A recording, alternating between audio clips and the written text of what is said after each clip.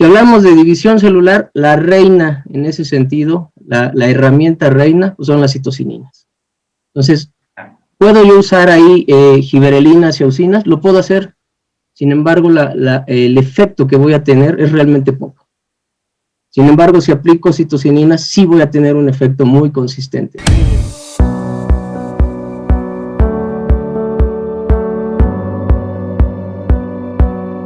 Ahora, así como lo mencionamos rápidamente, digo, si la planta lo hace con fitohormonas, bueno, hay muchas formas de obtener esas fitohormonas. La más cara sería extraerse las otras plantas, eso ya no es viable comercialmente.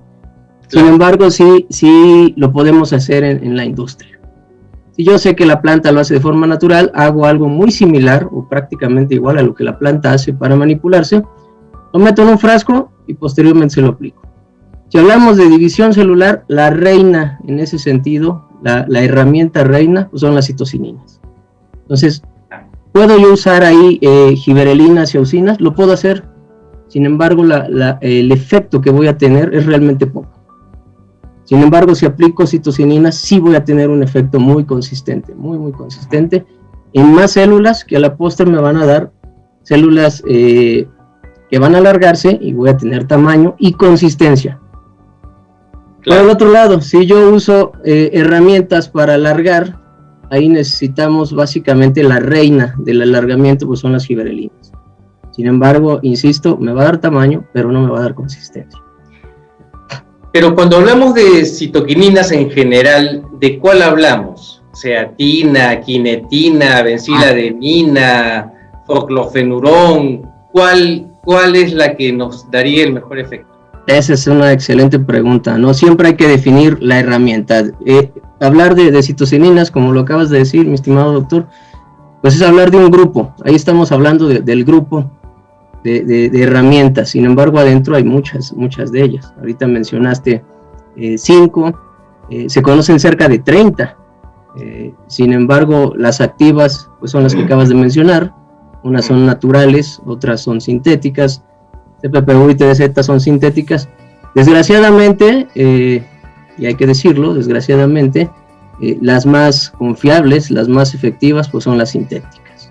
La tendencia es ir a lo natural. Hoy día buscamos herramientas naturales, hacia allá vamos en todos los sentidos, queremos regresar a lo natural.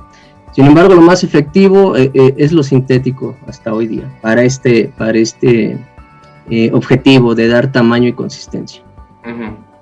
Tenemos las dos sintéticas más conocidas, CPPU y TDZ, o forclorfenurón y tidasurón, ¿no? Ya sus nombres más abiertos. De las dos, yo podría decir, en efectividad para hacer división celular, ambas trabajan muy similar.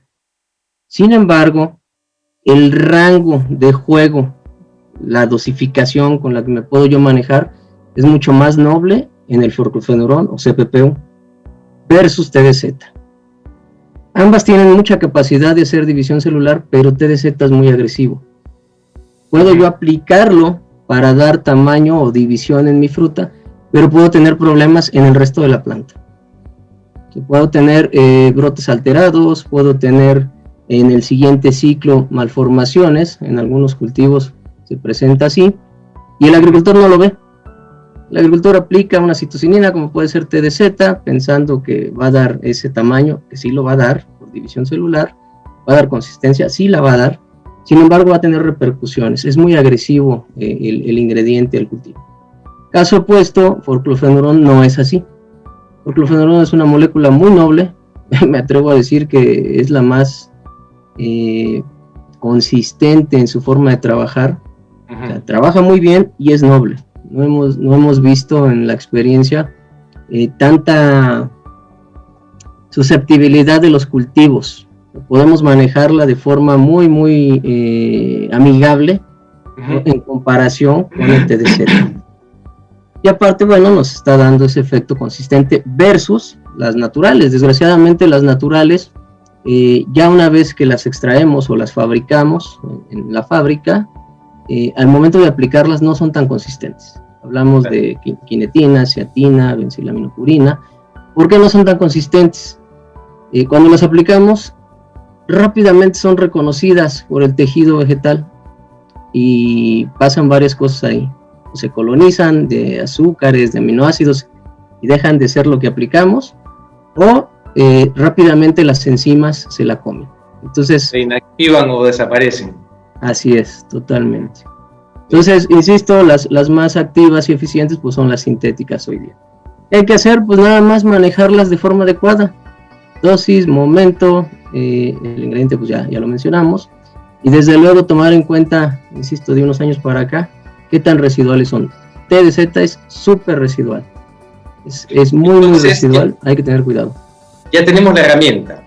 Es forclorfenurón, o también conocido como CPPU. Ahora, momentos, dosis, ¿cuáles serían? Correcto. Pensando otra vez en cómo lo hace la planta de forma natural, vayamos a ver cuándo se está dando este proceso de división celular, que es a donde va a trabajar la citocinina, en este caso el forclorfenurón. En el arándano, bueno, hace algunos meses tuve oportunidad de participar con ustedes, dimos una presentación. Hablábamos ahí de los momentos en los que se dan todos estos cambios en el frutito, en la flor. En el arándano hablamos de división celular tradicionalmente desde que está la flor a más o menos 24 días después, o sea, frutitos pequeñitos. Ahí presentábamos que son ciertos estadios que algunas empresas reconocen. Entonces decíamos desde que está la flor hasta el estadio 4. Todo eso es división celular. Aplicar ahí una citocinina va a estimular más división celular. Ahora, curiosamente, algunos cultivos, dentro de los que se incluye el arándano, ya que se presenta la flor, hacia atrás, todo eso también fue división celular.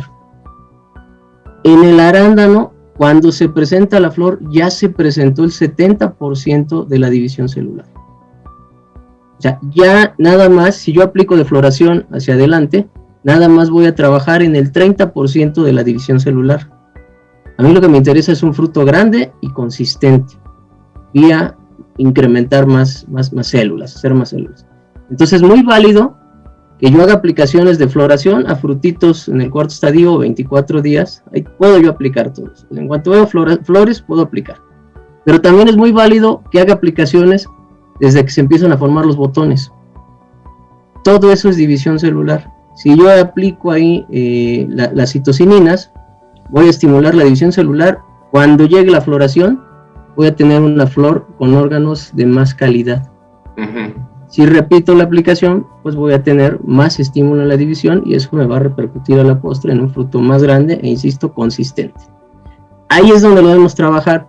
Caso del forclorfenurón, de 5 a 10 partes por millón, los resultados o la experiencia que tenemos es muy positiva. Si aplico menos de 5 partes por millón, hablemos de 2 partes por millón, hay un efecto positivo, no tan bueno. Sí, hay gente que dice, oye, pues yo le voy a meter la mitad. Bueno, méteselo, no hay ningún problema. Y ven efecto. Sin embargo, si quieren ver un efecto consistente, lo que nosotros hemos detectado es que de 5 a 10 partes por millón es muy buen efecto. Extremadamente muy consistente. Si aplicásemos bencilaminoprina, una citocinina natural, necesitaríamos aplicar 50, 70 partes por millón. O sea, es una relación de 1 a 10 más o menos, para tener ese efecto tan consistente como lo da el forclorfenurón.